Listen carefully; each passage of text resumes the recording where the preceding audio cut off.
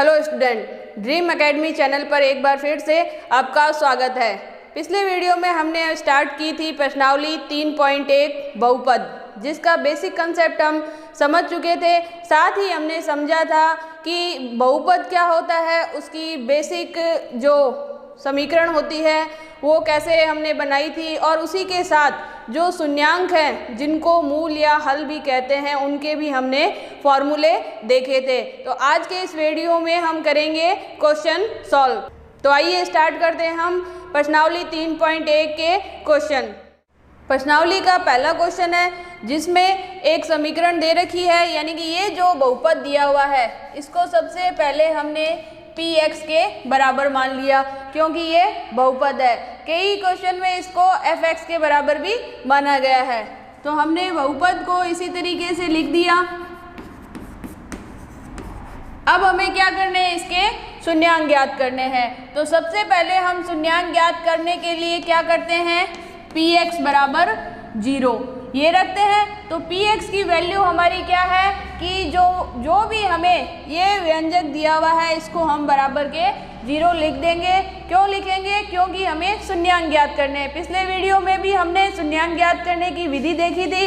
साथ ही शून्यांकों के संबंध क्या होते हैं कि किस तरीके के शून्यांकों का योग ज्ञात करते हैं, किस तरीके से शून्यांकों का गुणा ज्ञात करते हैं। तो जो बहुपद की मानक समीकरण है उससे योग और गुणांकों के बीच में हमने एक संबंध पिछले वीडियो में निकाल चुके हैं।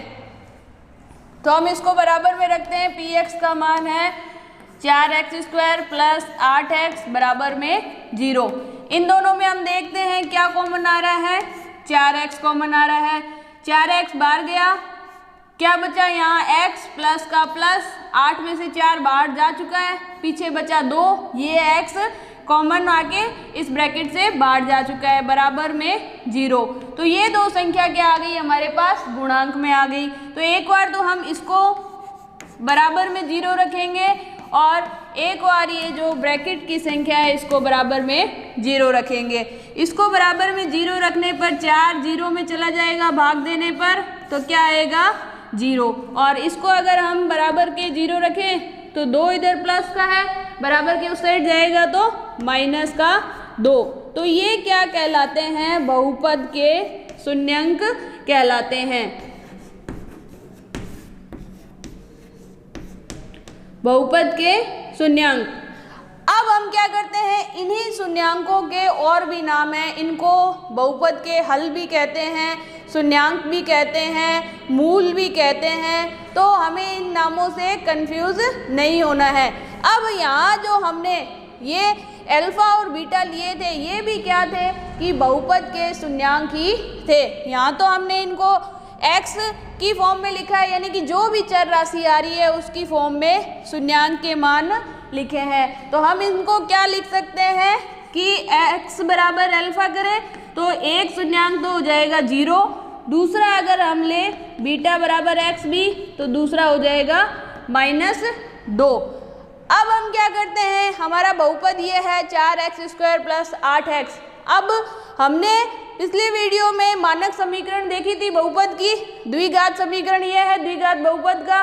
तो अगर इस बहुपद की इससे तुलना कराई जाए तो इनके जो गुणांक हैं तुलना से, तो हम क्या निकालेंगे इनके गुणांक कि a बराबर क्या आएगा, हम यहाँ मानक समीकरण में देखते हैं x² का गुणांक है a, तो यहाँ भी x² का गुणांक क्या है 4, वो आ जाएगा a के बराबर। उसके बाद हम देखते हैं b क्या होगा, x का गुणांक b। मानक जो व्यंजक है उसमें भी हमने देख लिया कि ये आ गया हमारे पास 8 जो है x का गुणांक वो है b। इसके बाद c क्या है, अचर पद। तो अचर पद यहाँ क्या है, कोई भी बिना x वाला मान नहीं है, तो इसका मतलब c का मान क्या आ गया हमारे पास 0। तो ये तीनों हमने मान रख दिए किसको, इस जो बहुपद है इसकी मानक बहुपद से तुलना कराने पर हमारे पास गुणांक a b c आ गए। ये हम क्यों लेके आ रहे हैं, क्योंकि क्वेश्चन में आगे दिया गया है कि शून्यांकों व गुणांकों के बीच संबंध की सत्यता की हमें जांच करनी है। तो इस जांच के लिए क्या करना है, शून्यांकों का योग जो कि क्या है अल्फा और बीटा दे रखा है 0 और -2। तो हम यहाँ लिख देते हैं 0 प्लस और दूसरा शून्यांक है -2। अब जो फॉर्मूले के अनुसार -b/a में मान रखें तो b का मान कितना आया है प्लस का 8। तो हमने ये तो सूत्र का माइनस और प्लस का 8 बटे में a क्या है हमारे पास 4, तो हमने यहाँ रख दिया 4। अब 8 को 4 से कैंसिल किया तो क्या है हमारे पास -2। तो राइट हैंड साइड में -b/a में मान रखने पर क्या आया -2। अब इस तरफ हम देखें लेफ्ट हैंड साइड में 0 में -2 जोड़ेंगे तो भी क्या आएगा -2 और राइट हैंड साइड में भी क्या आ रहा है -2। इसका मतलब हमने जो शून्यांक निकाले हैं उसकी सत्यता की जांच जब हम करते हैं तो हमारे लेफ्ट हैंड साइड और राइट हैंड साइड बराबर आने चाहिए। अगर हमने शून्यांक सही निकाले तो ये बराबर आएंगे, अगर हमारी यहाँ कहीं गलती होती है तो ये मान बराबर नहीं आएंगे। नेक्स्ट हम देखते हैं शून्यांकों की गुणा। तो शून्यांक एक हमारा था 0 यानी अल्फा का मान 0, बीटा का मान -2, दोनों की गुणा करवा दी। लेफ्ट हैंड साइड में इनको हल करेंगे, राइट हैंड साइड में ये जो हमने गुणांक निकाले थे इनके मान रखेंगे। तो c का मान है 0 और a का मान है 4। 0 में 4 का भाग देंगे तो क्या आएगा 0 और 0 की -2 से गुणा कराएंगे तो 0, यानी कि लेफ्ट हैंड साइड और राइट हैंड साइड में भी क्या आ गए बराबर मान आ गए। इसका मतलब हमने जो शून्यांक निकाले हैं उसकी हमने सत्यता की भी जांच करके देख ली तो हमारे मान सही आ रहे हैं। यानी कुल मिला के अगर बोर्ड के एग्जाम में इससे संबंधित क्वेश्चन आता है तो उसको इसी पूरे फॉर्म में, ऐसे ही पूरे फॉर्म में स्टेप वाइज स्टेप हल करने पर हमें पूरे नंबर मिलेंगे। क्योंकि ऐसा नहीं है कि अगर यहीं तक कर दिया तो हमारे नंबर आएंगे, नहीं, अगर इन्हीं पूरे स्टेपों को फॉलो किया जाए तो जितने नंबर का क्वेश्चन है उतने हमें पूरे नंबर मिलेंगे। नेक्स्ट जो हमारा क्वेश्चन है इसमें भी एक बहुपद दिया गया है 4x² - 4x + 1। इसके हमें शून्यांक ज्ञात करने हैं। तो इनके शून्यांक कैसे ज्ञात करेंगे कि हमने गुणनखंड विधि से जैसे इसके गुणनखंड ज्ञात करते हैं हल ज्ञात करने के लिए वही विधि हम इसमें काम में लेंगे। कैसे लेंगे कि हमें पता है अगर x² का कोई भी गुणांक हो, इकाई अंक के अलावा अगर कोई अंक x² के गुणांक में हो तो हमें क्या करना है कि x का जो ये गुणांक है इसके ऐसे दो टुकड़े करने हैं कि उनको जोड़ने या घटाने पर तो ये मान आए और गुणा करने पर इनकी दोनों की गुणा आए। तो 4 और 1 की गुणा करें तो हमें दो ऐसे अंक ढूंढने हैं, जोड़ने या घटाने पर तो आने चाहिए -4 क्योंकि ये -4 दे रखा है, और इन दोनों की गुणा करने पर क्या आना चाहिए +4। तो हमें 4 के ऐसे टुकड़े करने, हमेशा ध्यान रखना है कि टुकड़े किसके करने हैं x के गुणांक के। तो हमें इस x का गुणांक है -4। तो ऐसी कौन सी संख्या देखें जिनकी गुणा करने पर 4 आते हैं। तो 2 × 2 करने पर 4 आते हैं, 4 × 1 करने पर भी 4 आते हैं। इन दो कंडीशन में आते हैं। तो यहाँ तो हम 2 और 2 या 4 और 1 लिख सकते हैं, लेकिन इसके साथ दूसरी कंडीशन भी हमारी अप्लाई होनी चाहिए कि जोड़ने पर हमारे पास क्या आना चाहिए -4। तो अगर इन दोनों को हम जोड़ेंगे तो क्या आएंगे +5, और अगर इनमें से एक माइनस हुआ तो घटाने पर क्या आएगा 3 आएगा। तो इसका मतलब इसके ये टुकड़े तो हम नहीं ले सकते। तो इसके अलावा और कौन से 4 के टुकड़े हो सकते हैं, ये टुकड़े हो सकते हैं 2 और 2। तो अगर हम 2 और 2 की गुणा करवाएं तो हमारे पास +4 आ रहे हैं, लेकिन इनको जोड़ने में हम लिख दें तो 2 और 2 दोनों प्लस के जुड़े तो क्या आने चाहिए +4 आने चाहिए, लेकिन हमें लाना क्या है -4। तो -4 हम कब ला सकते हैं अगर हम इन दोनों को ही माइनस कर दें तो ये भी माइनस का और ये भी माइनस का, तो -2 और -2 एक जैसे हो गए तो जुड़ के क्या आएंगे 4 और चिन्ह किसका रहेगा माइनस का। ऐसे ही -2 और -2 की गुणा करेंगे तो आएगा 4 और माइनस की गुणा करेंगे तो क्या हो जाएगा प्लस हो जाएगा। यानी कि हमने जो टुकड़े सोचे थे उसमें ये कैंसिल हुआ और हमने ये लिया। अब इसके चिन्ह कैसे सेट किए हमने इसके अकॉर्डिंग कि कौन सा प्लस का होगा और कौन से माइनस के होंगे।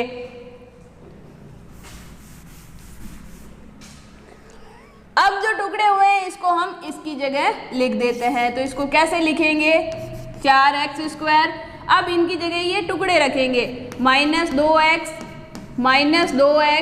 प्लस का 1। ये मैंने समझाया है आपको इसके टुकड़े करने, ये आप कॉपी में हल करते वक्त नहीं लिखना है, क्योंकि ज़्यादातर बच्चों को यही कन्फ्यूज़न होता है कि हम इसके गुणनखंड कैसे करें। ज़्यादा को यहीं पे ही प्रॉब्लम आती है कि ये गुणनखंड करने नहीं आते, इसलिए मैंने इसको इसी रूप में यहाँ आपको करके बता दिया है। ये काम आपको इतना जो काम है ये रफ कॉपी में करके देखना है। इसके बाद नेक्स्ट स्टेप आपका फेयर कॉपी में ये आएगा जब आप बोर्ड की कॉपी में आंसर सॉल्व करोगे। बराबर में हमें शून्यांक ज्ञात करने के लिए क्या रखना होता है 0 रखना होता है।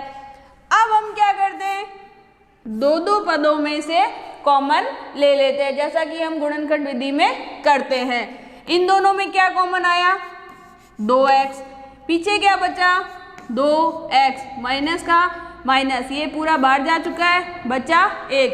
इन दोनों में कोई कॉमन आ रहा है नहीं आ रहा, लेकिन हमें ये ध्यान रखना है, ये एक ट्रिक पॉइंट होती है कि जब भी कॉमन लेते हैं हम तो हमारे ये जो ब्रैकेट की राशि होती है ये समान आनी चाहिए। तो यहाँ 2x है तो यहाँ पे भी क्या आएगा 2x। ये कब आएगा जब इन दोनों में से हमने माइनस कॉमन ले लिया, माइनस बाहर लिया तो पीछे क्या बचा 2x, प्लस में से माइनस बाहर जा चुका है, पीछे बचा माइनस और 1 पहले से है बराबर में 0। वापस इसकी ब्रैकेट के अंदर गुणा करवाओगे तो यही पद वापस आएगा। चेक करने के लिए आप रिवर्स जा सकते हैं। नेक्स्ट हम देखते हैं ये दोनों ब्रैकेट सेम है, इनको कॉमन लेके बाहर ले लेते हैं, पीछे बचा 2x माइनस 1 बराबर में 0। अब दोनों को अलग अलग बराबर में 0 कर देते हैं, 2x माइनस 1 बराबर 0 और या एक बार ये 0 और एक बार ये 0। इसको 0 पे रखने पर ये माइनस का 1 है, उधर जाएगा तो प्लस का, और ये जो 2 यहाँ गुणा में था वो इधर जाने पर किस में चला गया भाग में, तो x बराबर मान आ गया 1/2। ये x क्या है बीटा ही है, क्योंकि ये इसका हल है, मूल है और शून्यांक है, एक ही बात है, तो इसको मैंने इस फॉर्म में लिख दिया। ऐसे ही इसको बराबर में रखेंगे तो x माइनस का है, उधर जाएगा तो प्लस का 1 हो जाएगा, 2 यहाँ गुणा में है, बराबर के उस साइड जाएगा तो भाग में चला जाएगा। तो ये इसका शून्यांक या गुणांक आ गया हमारे पास, शून्यांक अल्फा का मान 1/2। यानी कि अभी तक हमारे पास अल्फा और बीटा के मान आ चुके हैं जो कि हमें सत्यता की जांच में काम आएंगे।